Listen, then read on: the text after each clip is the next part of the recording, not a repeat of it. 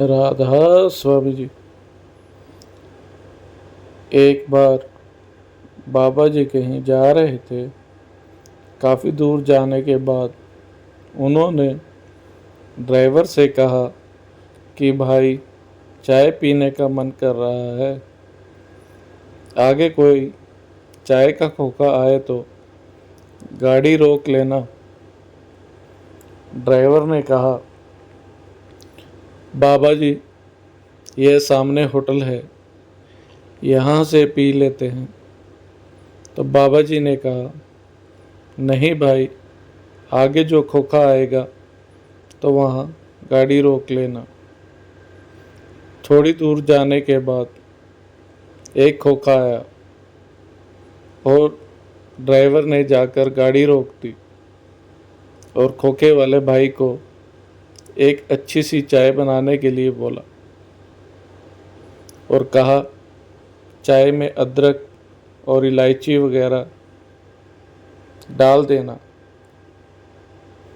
वह दुकान वाला भाई कहने लगा, चिंता ना करें बाबूजी, हमारी चाय बहुत बढ़िया होती है। तो वह चाय बनाने लगा। जैसे ही उसने इलायची निकालने के लिए अपना गल्ला खोला तो उसमें बाबा जी की फोटो लगी हुई थी। ड्राइवर ने पूछा, भाई जिसकी तूने फोटो लगा रखी है, क्या उससे कभी मिलने भी गया है? तो वह बोला, नहीं साहब, मैं गरीब आदमी हूँ, मेरे पास ब्यास जाने के लिए पैसे नहीं हैं। एक बार मैंने बहुत मेहनत करके पैसे इकट्ठे किए थे। मैं दुकान छोड़कर सामने चाय देने गया, वहाँ 2 मिनट किसी से बात करने लग गया। जब वापस आया तो मेरे गले से सारे पैसे किसी ने निकाल लिए। मैं भंडारे पर ब्यास जाना चाहता था, लेकिन पैसे चोरी होने के बाद वह कभी ब्यास नहीं जा सका। इतने तक चाय बन गई तो ड्राइवर बोला, जा गाड़ी में चाय दे आ। जैसे ही गाड़ी में चाय देने गया, बोला, हजूर चाय, हजूर चाय। जैसे ही बाबा जी ने अपना मुखड़ा उधर किया तो यह सब देखकर हैरान हो गया कि बाबा जी, बाबा जी आप मुझसे मिलने आ गए? और रोने लग गया और बोला, बाबा जी मैं अब आगा तो आपके दर्शन करने नहीं आ सका, आप मुझे दर्शन देने आ गए। तो बाबा जी गाड़ी में से बाहर आए, उसे अपने गले से लगा लिया। बाबा जी सबकी मजबूरी जानते हैं। अगर चाय वाला भाई नहीं जा सकता तो बाबा जी उससे मिलने खुद आ गए, क्योंकि उसे बाबा जी से मिलने की बहुत तड़प थी, जिसे बाबा जी ने देख लिया और चाय के बहाने उसके पास आ गए। ऐसे हैं हमारे प्यारे बाबा जी,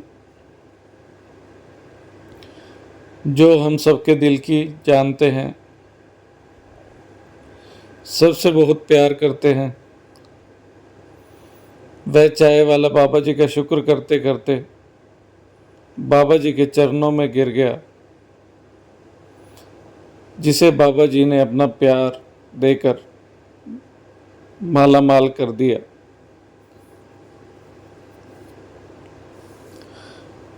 ब्यास भंडारे पर बहुत संगत आती है और बहुत भीड़ हो जाती है। शुक्रवार को एक आदमी बहुत दूर से ब्यास पहुंचा। शनिवार को बाबा जी के दर्शन किए।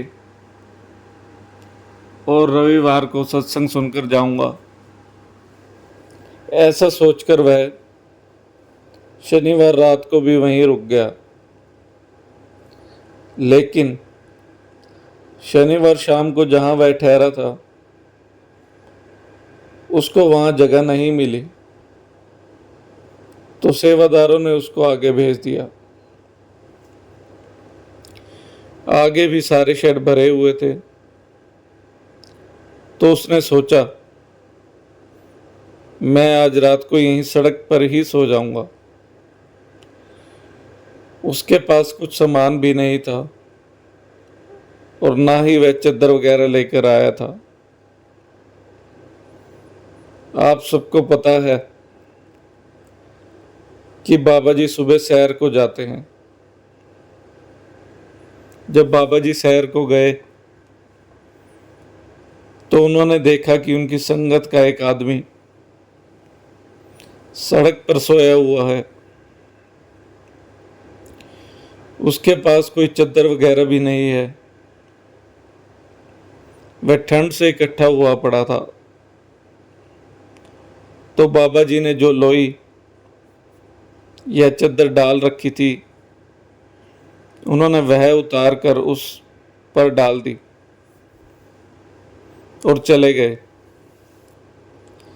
दूर से कुछ सेवादार जो रात की ड्यूटी दे रहे थे यह सब देख रहे थे।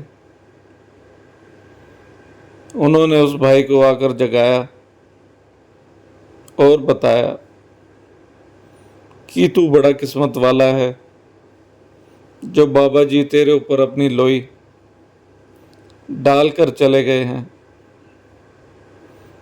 यह सुनकर वह रोने लगा और बोला, मैं तो घर से नाराज होकर यहाँ आया था, कुछ भी साथ लेकर नहीं आया था, लेकिन यहाँ सतगुरु ने मुझे अपना बना लिया।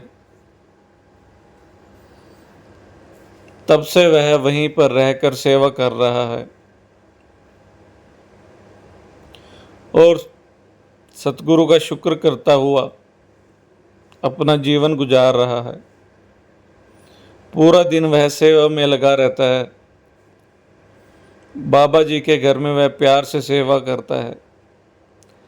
सतगुरु की पूजा करने से गुरु भक्त के अंदर में उसकी मान और प्रतिष्ठा की उत्पन्न होती है।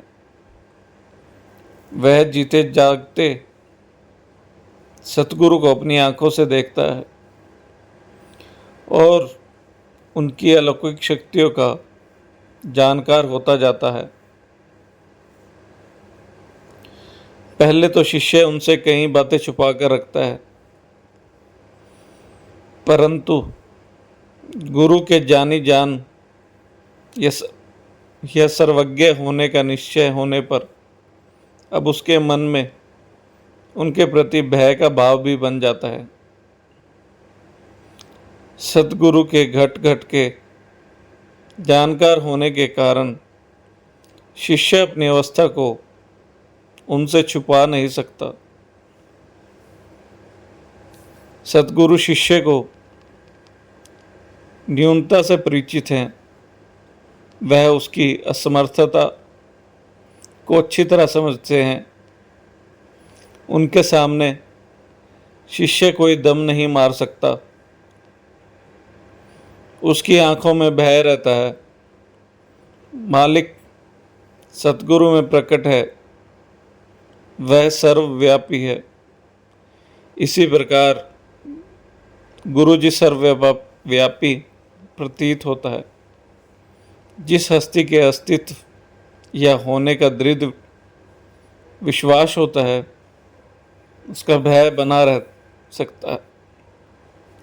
शिष्य जानता है कि घर बार और एकांत में सतगुरु स्वयं व्याप्त हैं।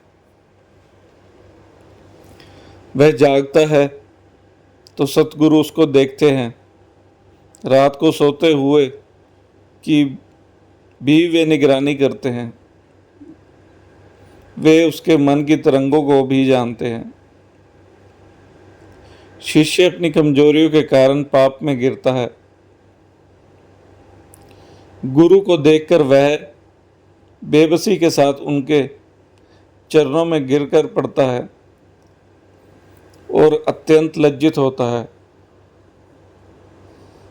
वह गुरु को देखकर अपनी कमजोरियों के कारण उनसे डरता है, उनके सामने आंखें ऊंची नहीं कर सकता।